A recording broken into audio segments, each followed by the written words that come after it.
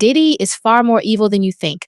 From owning an island where he traps his victims to his secret underground tunnels below his house. Welcome to Duku Entertainment. These are 10 of the weirdest facts about Diddy. And first up, I bet you didn't know Diddy is a little too close with his mom.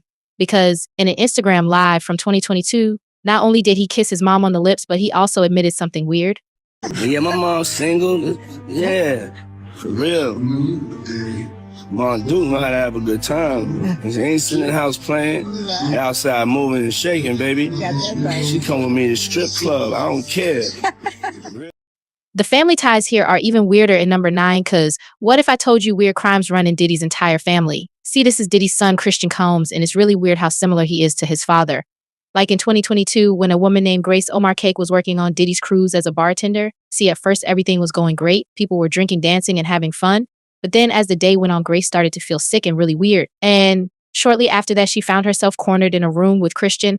And this is where he would allegedly harass and assault her. That CNN has listened to, you can specifically hear the accuser who alleges that she was being forced to take this tequila shot that she believed was laced with drugs. And in the audio, you can hear her asking Christian Combs if she was being drugged. And he answers, "Take the shot."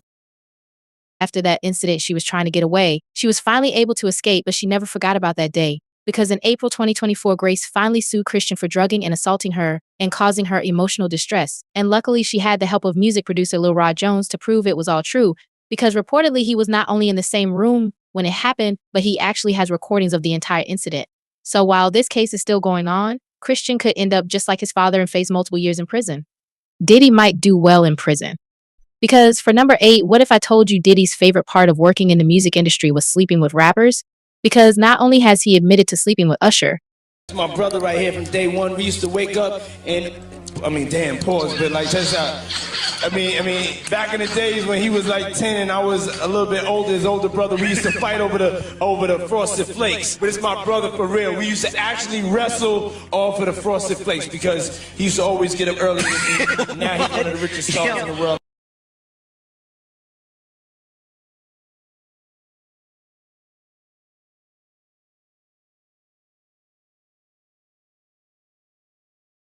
And on top of that, many people in the music industry have claimed Diddy slept with some of the top male rappers. Even Gene Deal confessed he was outside the hotel door waiting when Diddy and Ja Rule were having a freak off. So, somebody rang the doorbell. We had the presidential suite where we was at.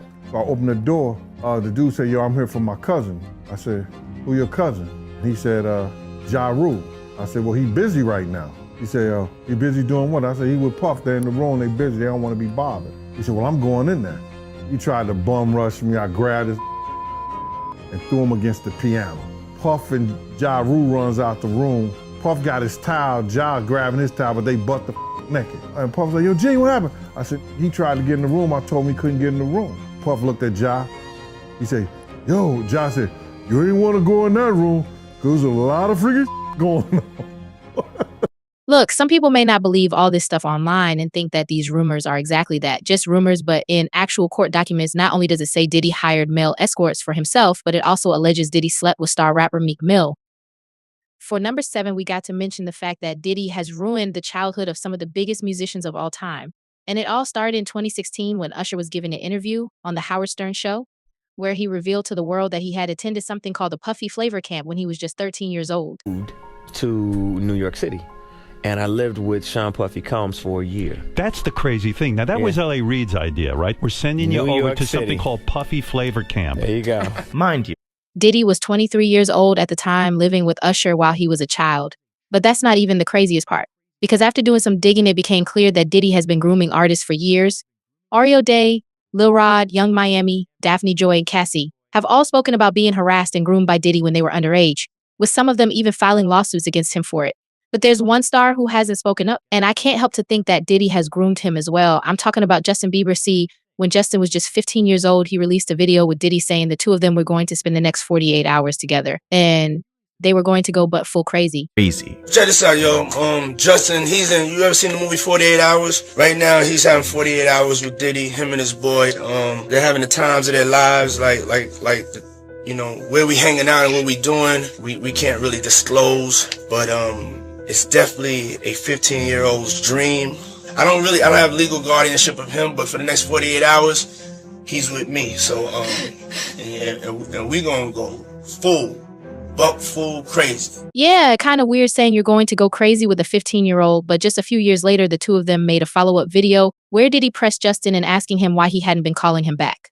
And, well, just pay attention to how Justin reacts to everything. Good, selling out arenas and everything. Starting to act different, huh? No. You ain't been calling me and hanging out the way we used to hang out. Well, I mean, you try to get in contact with me, through all my, partners and whatnot. Mm-hmm. But you never really got my number, so. Correct. Okay. My number? Yeah. I'm gonna tell you my number. Yeah. In context of everything we know today about Diddy and Puffy Flavor Camp, it's clear to see that he at least tried to put Justin through the exact same thing these other artists experienced. All I can say is I hope Justin's good. Now, for number 6, I bet you had no idea Diddy got 9 people killed to make himself famous. See, in December of 1991, Diddy was just beginning to make a name for himself, but he wanted to do whatever it took to become the new face of hip-hop. So we decided he'd host a celebrity basketball game in New York. The only problem was that he did almost no planning. So by the time the game started, over 5,000 people show up to an arena that could only hold half of that. And just minutes before tip-off, all hell broke loose. Because all the people that didn't make it and broke past the barriers and stormed into the arena, knocking down security guards and crushing anyone who got in their way. Thousands more come. I'm talking about I would say it was 10,000 people outside. They were just crushing people down at the bottom of the stairs. They're saying, you see people just laid out. I'm talking about kids completely limp, laid out. We got a lot of people here dead in the gymnasium, please. Really how I started to become famous was through a tragedy. I remember one time somebody said, you're a tragic hero. And I said, what does that mean? They were like, in Shakespeare, he always has a tragic hero. Now look. Diddy definitely should be proud of number 5. Because I bet you didn't know the only reason Diddy has changed his name is to cover up his crimes. See, over the years, Diddy's done some of the craziest things ever to hide evidence.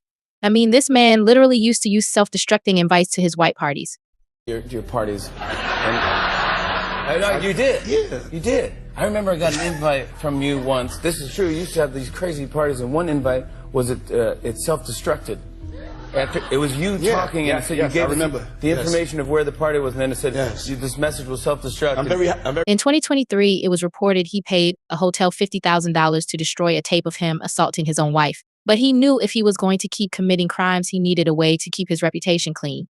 So every time he broke a law, he started to change his name, like in the 1990s when he assaulted an Interscope Records employee and immediately changed his name from Puffy to Puff Daddy. Or like the time he was arrested for a shooting in a New York nightclub and he changed his name from Puff Daddy to P. Diddy. He ended up changing his name 3 times in 10 years. But even that wasn't enough because he eventually switched his name to just Diddy after being charged with bribery and criminal possession of a weapon. By 2021, after the accusations started piling up against him, Diddy decided to completely change his identity and decide his new name was Love. Yeah, just Love, and after assaulting literally everyone, he changed his name back to Diddy, thinking no one would catch on to his plan. Being Diddy rich takes a guy that once name was Puffy, that after every tragedy he had in his life, he had to change his name. Puffy, Puff Daddy, Diddy, Brother Love, Love. What if I told you for number 4 on our list, Diddy predicted his own downfall? See, for years, celebrities have been trying to warn us about Diddy, and we had no idea what they were talking about. Like, watch how Mike Tyson moves Diddy's hand away from his leg during an interview in 1998, and listen to what Rosie O'Donnell said about Diddy in 2000.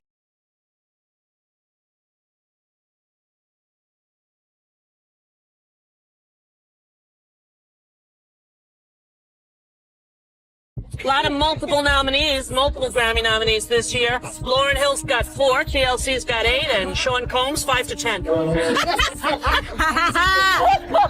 Like he's going to jail? Right. All right, I don't mean to be mean because, he's a nice guy and he can really sing. Hellcat Williams tried to warn us in 2023, saying all lies would be exposed soon.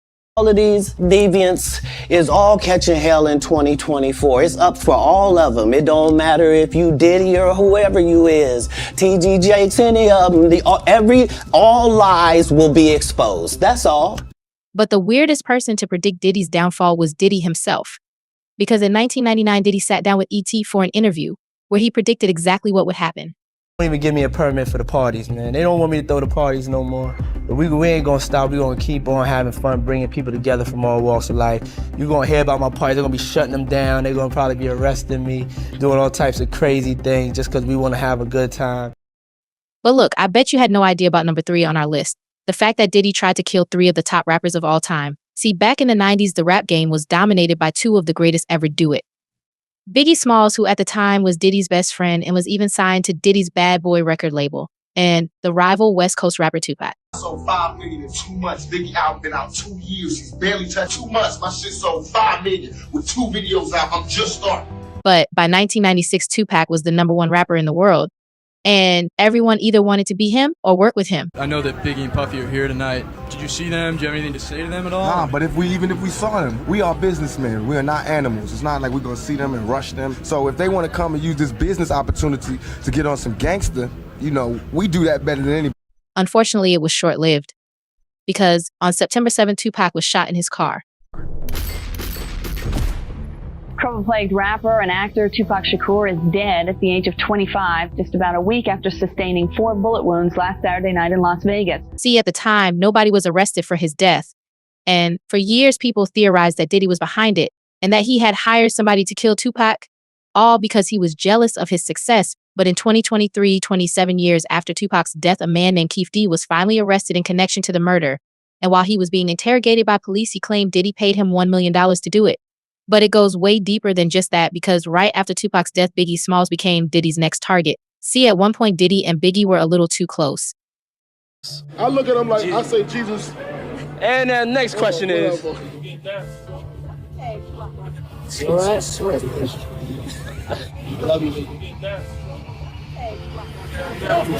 Eventually, Biggie got tired of whatever the hell that was and told Diddy he was done with Bad Boy Records. In Diddy's eyes, this was a big mistake, because if we know anything about Diddy, is that he hates competition. So he flew Biggie out to California to finish recording his new album and convinced him to stay on Bad Boy's label. But during one of Biggie's recording sessions, a group of West Coast gangsters pulled up to the studio, guns loaded, and shot and killed Biggie.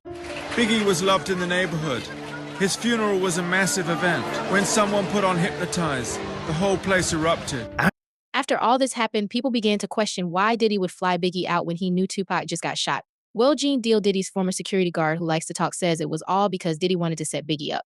How would you rent studio time in LA for him to finish your album when in fact you got your own studio, Daddy's house? Let's keep it a buck. Let's stop this bullshit, man. Puff ain't want none of that beef. So what I'm gonna do is, y'all want the sheep? I'm gonna put them out the pasture. But guess what? This man is still trying to kill rappers to this day. Because earlier in 2024, we learned something horrifying. Apparently, Diddy's ex-wife, Cassie, was flirting with Kid Cudi in 2012. And according to another one of Diddy's ex-bodyguards, Roger Bonds, Diddy got so jealous he had someone go to damage his car and throw a Molotov cocktail inside the sunroof. Mr. Combs told Miss T that he was going to blow up Kid C's car and that he wanted to ensure that Kid C was home with his friends when it happened. When you look at what Diddy's life was like when he was a kid, it all starts to make sense. Because for number 2 on our list, there's no way you knew Diddy's childhood shaped him into a monster. See, when Diddy was growing up, he had a rough childhood in the Bronx, and when he was just 3 years old, his father got involved in a drug deal gone wrong. He was shot and killed instantly. He was killed when I was 3 years old. I don't have a lot of memories of my father. Diddy's mom knew immediately she had to get her family out the hood, so she moved her and Diddy to Mount Vernon, New York, hoping for a fresh start, but the town that was supposed to give him a better life actually ruined both their lives. Because while Diddy was enrolled in private school, she was never around having to work 3 jobs to pay for the tuition. So with no mom and no dad around, Diddy turned into a monster. It first started with him selling drugs. I sold drugs for like a day, and I got chased by helicopters, doors got kicked down. It probably like the unluckiest day for a drug dealer. After that, Diddy also lost his virginity at only 12 years old, and Diddy was also constantly getting into fights with other kids. But one of those fights turned Diddy into the man he is today. People send me to the store to get us cigarettes all the time. This one time, a kid came up to me and said if I didn't give him my money, he would beat me up. So I gave him my money. I came back home without the cigarettes. So my mother had told me if I didn't go back and get the money, I couldn't come home. I left crying. I found a guy that told me he had to give me the money back. And then we had a fight and he kind of beat me up. But I told him I couldn't go home. He beat me up only once. I couldn't go home unless I had got the money. But my mother, she was dead serious. I could have stayed out there for days. My mother was, I guess, raising me for the real world. She was always told me if somebody hit me, make sure I hit them back hard. We still have one final fact to mention, and it's so weird, it's actually terrifying. See, when charges started piling up against Diddy in 2024, word got out about his infamous parties he held, and while the parties themselves were crazy enough, there was something evil going on behind closed doors, something that Diddy refers to as freak-offs. These freak-offs were so crazy I can't even talk about them on YouTube. But what I can say is there was gallons of alcohol, large quantities of baby oil, and the people that participated were given IVs just to keep them alive. It's important to know that people were involved in these freak-offs were sometimes forced and held against their will. I mean, even Diddy himself told the entire world in 2002 that he keeps women locked up. If you don't have what they need, they're gonna leave. Right. Gotta keep them there. Right. You need locks on the doors. Okay, this is sounding kind of dangerous now. It's a little kinky, but yeah. you know. But while people who have attended to Diddy's parties have admitted to seeing some crazy things, the actual freak-offs were held somewhere nobody else had access to. And when news broke in September of 2024 that Diddy's house featured underground tunnels which led to a cave, you can only assume these tunnels and the freak-offs were somehow connected. Now, with that same report in September, it was revealed there were over 1,000 bottles of baby oil that had been seized from Diddy's house. Court documents now reveal authorities located AR-15's narcotics and more than 1,000 bottles of baby oil lubricant in those raids. Now, I can't think of a single good reason to have that much baby oil in someone's house. And, well, there's a popular theory the baby oil is a disguise for a form of liquid ecstasy he had been drugging his victims for the freak-offs. And when you think about it, it all makes sense because, sure, owning a 1,000 bottles of baby oil is weird, but it's not illegal. I mean, why else would the police seize every single bottle if they weren't suspicious of something? And, well, Diddy's lawyer even tried to cover for him. Cover for him. I don't think it was 1,000. I think it was a lot. I mean, there's a Costco right down the street. You know, I think Americans buy in bulk, as we know. Comment your craziest fact in the comment section. We know what Diddy would have responded. Guys, it was all a lie. She lied. Those claims were totally false and have no basis in fact. Thank you for watching to Duku Entertainment. Don't forget to smash that like button and hit subscribe for more exciting content. Your support means the world. See you in the next video.